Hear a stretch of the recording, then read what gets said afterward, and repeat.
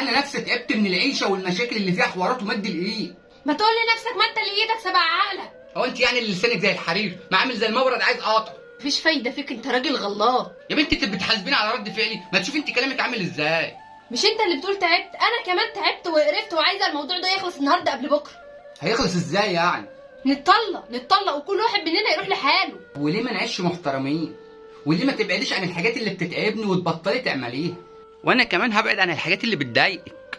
على فكره الموضوع مش صعب خالص، احنا اللي ما قعدناش مع بعض ولا مره عشان نحل. نعم، هو مين ده اللي محاولش؟ احنا حاولنا وقعدنا بدل المره 100,000 مره، وكل مره بنقوم بخناقه اكبر. فليه؟ عشان كل واحد بيبقى عايز ينتصر لنفسه 100,000 مره.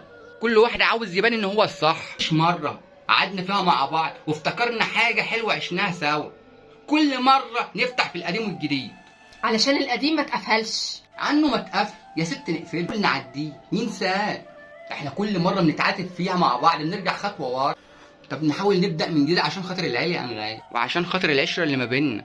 انا بحبك على فكره، بس لازم نلاقي نقطه نتقابل فيها. تتحملين وانا متضايق؟ استحملين. هوناها عليا، طبطبي عليا يا انغام. وانا مين يهونها عليا؟ انا هونها عليك يا انغام واشيلك فوق راسي، بس ارجوك نعيش محترمين، نعيش اللي باقي من عمرنا في سلام. ماشي يا ياسين، انا موافقه، بس نبدا ازاي؟